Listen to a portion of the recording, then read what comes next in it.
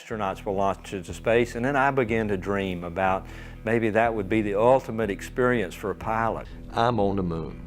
I'm on the moon. My footstep is the first time there's been a footstep in that spot. That wonder never left. He's 90 years old, walked on the moon over 50 years ago, and right now, at this exact moment, he might be the most important voice in the room. Charles Duke, the youngest human being to ever stand on the lunar surface, is everywhere in 2026. CNN, Fox News, CBS, Euronews, recording personal messages for active astronauts. He's celebrating, he's emotional, and what he's quietly been saying for years has suddenly become impossible to ignore. Here's why this reunion between an old moonwalker and a new moon mission is anything but simple. Why Charles Duke is everywhere right now. Let's start with the moment that brought him back into the spotlight. April 1st, 2026, Kennedy Space Center. For the first time in over 50 years, a rocket carrying human beings launched toward the moon. NASA's Artemis II astronauts Reed Wiseman, Victor Glover, Christina Koch, and Canadian Jeremy Hansen lifted off aboard the Orion spacecraft for a 10-day journey farther from Earth than any human crew since the Apollo era. On April 6th, they swung around the far side of the moon. On April 10th, they splashed down safely in the Pacific. The world held its breath, and Charles Duke was watching every second of it.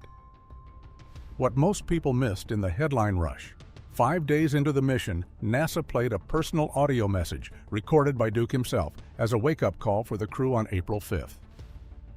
His words were warm and heavy with history. He greeted Reed, Victor, Christina, and Jeremy, introducing himself as Apollo 16 astronaut Charlie Duke. He recalled how he and John Young had landed on the moon in 1972 in a lunar module named Orion, and said he was glad to see a new version of Orion helping to return humans to the moon as America charts its course back to the lunar surface. Then he added something that stopped people cold. He said that below them on the moon was a photo of his family, and that he prayed it would remind them that he, America, and the entire world were cheering them on, wishing them Godspeed and a safe journey home. That photo, a laminated family portrait, himself, his wife Dorothy, and their 2 sons placed on the lunar surface during Apollo 16 in 1972. Still there, sitting in the Descartes Highlands for 54 years, undisturbed. And now, for the first time since he left it, human beings were orbiting just above it. That's the kind of detail that doesn't need embellishment. It's already devastating. Duke appeared on CNN with Aaron Burnett, on Fox News, Fox Carolina, Euronews, everywhere. Reflective, genuine. He said he was excited about Artemis finally getting underway, adding that he believed it was going to be a great program. To understand why his presence in this moment matters, though, you have to understand how long the gap between Apollo and Artemis actually was, and why it happened. And the story of that gap is a lot more uncomfortable than most people realize. So what exactly went wrong after Apollo 17? And who made the call to walk away? The moon gap, how the most ambitious program in history got quietly killed. Here's a number that deserves to sit on its own: 54 years. That is not a short pause. That's longer than most people watching this have been alive, longer than the entire span from the Wright brothers' first flight to the launch of Sputnik. By any measure, a staggering discontinuity in what should have been a continuous expansion of human presence in space. And here is what Charles Duke, along with historians of the space program, has been consistent in saying: that gap was not inevitable. It was not the natural result of completed goals. It was the result of specific decisions made by specific people at a specific moment in time. When Armstrong stepped onto the moon in July 1969, NASA had plans for 9 more lunar landings. 9. Extended stays, rovers, scientific stations, the beginnings of permanent infrastructure. Then the budget axe fell fast. In January 1970, 6 months after Apollo 2, NASA canceled Apollo 20 under pressure from Nixon's administration, which told the agency bluntly that the president did not see the need to keep going. 8 months later, Apollo 18 and 19 were gone too. 3 missions canceled in under a year. The reasons were real and multiple. Vietnam was consuming federal dollars, public enthusiasm had already cooled, and Nixon's team preferred the flashy promise of the space shuttle over what they saw as expensive repetition. Apollo 17 flew in December 1972 and became, unknowingly, the last. Gene Cernan stepped off the lunar surface on December 14th, climbed into the lunar module, and that was it. Not a triumphant conclusion. A budget-driven full stop. Duke flew Apollo 16 that same April, just 8 months before Cernan's last steps. He had a front-row seat to the end of an era he'd poured everything into, and he has been consistent ever since. The moon gap was a political and financial choice, not a technological limit. The capability existed to keep going. The will did not. That's not a conspiracy theory, it's the documented record. But how is a 90-year-old astronaut talking about all of this in 2026? And why does it land so differently now, with Artemis finally in the air? What Duke is actually saying, and why this moment is different. Let's be precise here, because this is where a lot of coverage goes sideways.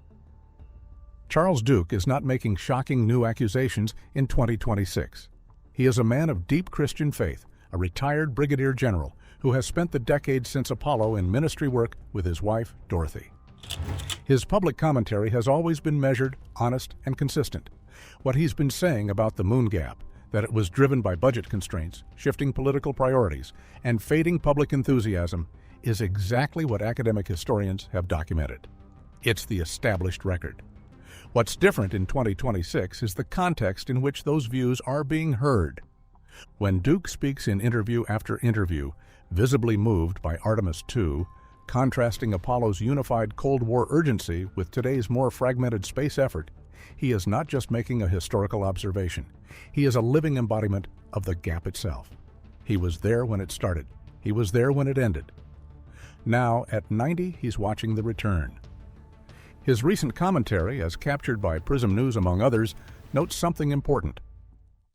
Apollo drew on a single federal chain of command, a Cold War clarity of purpose, and a level of national consensus that is genuinely hard to recreate in a 2026 commercially driven, internationally collaborative space landscape. Artemis works alongside private sector partners and foreign allies, a very different model with very different pressures. Duke doesn't say this as criticism. He says it in an honest context. This is a man who knows exactly what was achieved in those early years and exactly what was thrown away. That combination of historical authority and personal stakes is why people are listening. But who was Charles Duke before any of this? Because to understand the depth of what he's feeling right now, you need to know where he came from. The kid from Lancaster, early life. Charles Moss.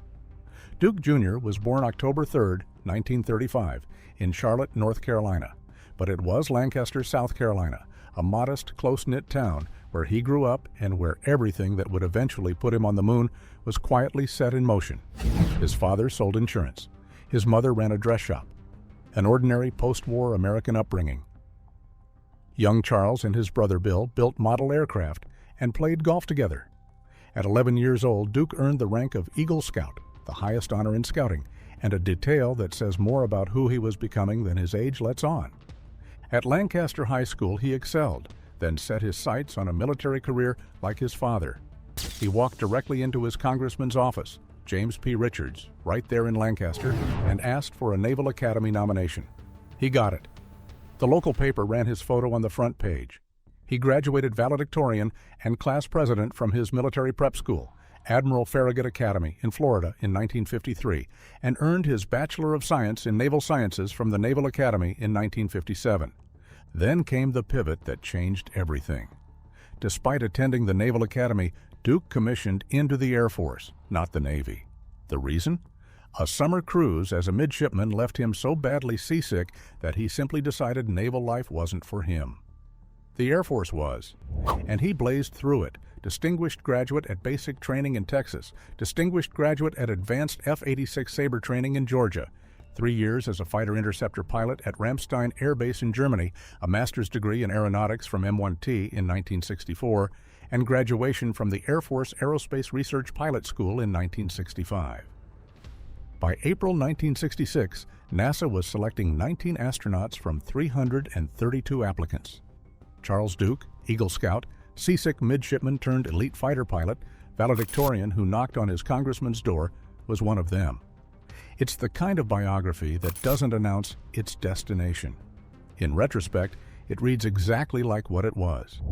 So how does this small-town overachiever become not just a moonwalker, but the actual voice of mission control on the night humanity first landed on the moon? From the voice of Apollo 11 to the boots on Apollo 16. Before Charles Duke ever left Earth on a rocket, he was already part of one of humanity's most defining moments. On July 20th, 1969, Apollo 2 was descending toward the moon. Neil Armstrong and Buzz Aldrin were on board.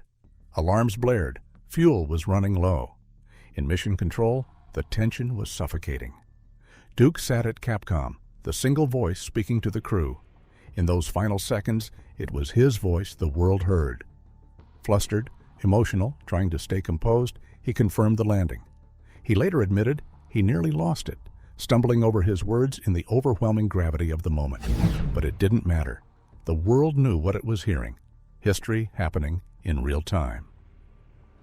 He had already been deeply embedded in NASA's inner workings as part of the Apollo 10 support crew. He understood the risks better than most. 3 years later, it was his turn. Apollo 16 launched on April 16, 1972. Alongside John Young and Ken Mattingly, Duke headed for the Descartes Highlands, a rugged, unexplored region of the moon. The mission nearly collapsed before it began. A dangerous engine malfunction forced a 6-hour delay in lunar orbit while NASA debated aborting. After traveling 230,000 miles, they might have been sent home. They weren't. On April 21st, Duke and Young landed. At just 36 years old, Duke became the youngest person ever to walk on the moon, a record that still stands. Over 3 days, they pushed boundaries. Driving the lunar rover across harsh terrain, they covered nearly 17 miles, completed over 20 hours of moonwalks, and collected 213 pounds of lunar samples. It was one of NASA's most ambitious surface missions. Before leaving, Duke placed something deeply personal on the moon, a laminated photo of his family, his wife Dorothy, and their sons left behind on the silent surface. Not everything went smoothly. At one point, Duke tripped and fell flat on his back. In the stiff Apollo suit, getting up wasn't easy. For a few tense seconds, he lay there, stranded on another world, before finally managing to roll over and stand. Then he kept going. That was Duke. Apollo 16 returned safely on April 27th. He later served as backup for Apollo 17 before retiring from NASA in 1975. He had been to the moon, and like the rest of his generation, he would never return. And now, 54 years later, here comes the real twist, because history doesn't just rhyme. Sometimes it copies itself word for word. The uncomfortable irony nobody wants to talk about. Here is where Charles Duke's story in 2026 stops being purely celebratory and starts becoming something genuinely uncomfortable. On April 1st, 2026, Artemis II launched. Charles Duke recorded his wake-up call. The world cheered. It was a genuinely historic, beautiful moment. And just 4 days later, the Trump administration released a proposed federal budget that included a $5.6 billion cut to NASA's annual funding. The proposal would slash the agency's science budget by nearly 47%, one of the largest proposed cuts in NASA's history. It also proposed reducing NASA's workforce from around 14,000 civil servants to 11,000. The irony writes itself. Humanity's most triumphant moment in space exploration in over 50 years, and the budget proposal lands the same week. Reactions from the space community were blunt. One source close to NASA's Jet Propulsion Laboratory told the Register the proposal was dismal as expected. The Planetary Society said it needlessly resurrects an existential threat to U.S. leadership in space science. Congressional opposition from both parties emerged quickly. It has since been noted that the White House made comparable cut proposals in 2025, and Congress rejected them. But the proposal exists. it is on the table. And Charles Duke, who has spent decades quietly explaining that the 54-year moon gap was the result of precisely this kind of political and budgetary abandonment, is now watching history prepare to rhyme. He has said in various recent interviews that the contrast between Apollo and Artemis is real and meaningful. Apollo was a unified federal program driven by Cold War urgency, a single chain of command, a single national mission, a clarity of purpose that made the moon feel non-negotiable. Artemis is a more complex, commercially partnered, internationally collaborative enterprise operating in a messier political environment. Duke supports Artemis. He has been clear and consistent about that. But he is also clearly a man who understands what political will looks like when it's present and what happens when it erodes. There is something almost unbearable about watching a 90-year-old man who gave everything to the first era of lunar exploration, who left his family's photograph on the surface of the moon, who served as the voice of mission control on the night humanity first landed up there. Watching him celebrate a return mission while in the background, the same political machinery that ended Apollo once is revving up again. He hasn't said it in those dramatic terms. He's not that kind of man. His public voice in 2026 is one of genuine excitement, warm support, and the particular grace of someone who has learned to hold joy and hard truths in the same sentence. But his decades of honest, consistent commentary about why the gap happened is all right there, on record for anyone paying attention. The lesson is available. Whether it gets learned is, as it has always been, a matter of political will. And what does that leave us with in 2026? With a moonwalker at 90, a photo still sitting on the lunar surface, and the same old budget arguments starting up all over again. What Duke's story actually means right now. There are only 4 people still alive who have walked on the moon. Charles Duke is one of them. Buzz Aldrin, David Scott, Harrison Schmitt. That's it. 4 men out of all 8 billion people currently on this planet who know from personal experience what it feels like to stand on another world. And of those 4, Duke at 90 is the one who has been most publicly visible in 2026, the one whose voice NASA chose to wake up their Artemis II crew, the one whose family photograph was sitting below that crew's orbit. He has spent the spring of 2026 doing something genuinely moving, connecting 2 eras. He is the living human bridge between the last time we went and this time we're going again. And he is doing it not with bitterness or grievance, but with the quiet authority of someone who has earned the right to say he had always believed humanity would return to the moon, though he wished it hadn't taken so long. His decades of commentary about the budget and political nature of the moon gap aren't pessimistic. They're a clear-eyed diagnosis from someone who watched the disease up close. The moon gap happened because political will faltered. That's what he's been saying for years. And the lesson embedded in that diagnosis is simple and urgent. It can happen again. Artemis II worked. 4 astronauts came home safely from the deepest space journey in 50 years. Duke celebrated that with every genuine bone in his body. But now the budget proposals are landing. And a man who was standing on the moon in 1972 while the cancellation paperwork was already being written in Washington is watching 2026 with eyes that have seen this movie before. He hasn't said the sky is falling. He has said calmly, consistently, with the weight of lived experience, that the sky does not stay up by accident. Someone has to choose to keep it there. So here's the question for 2026. Are we going to learn from the 54 years we lost? Or are we going to let the sequel write the same ending as the original? There it is, the real story of why Charles Duke in 2026 is worth your attention. Not manufactured drama, not a fake controversy. A 90-year-old man who left his family's photo on the moon, who was the voice guiding humanity's first lunar landing, now watching history try to repeat itself in both the best and most frustrating ways possible. If this one hits you differently, hit that like button, leave your take below, because the next video is going to take this even further. Don't miss it. See you there.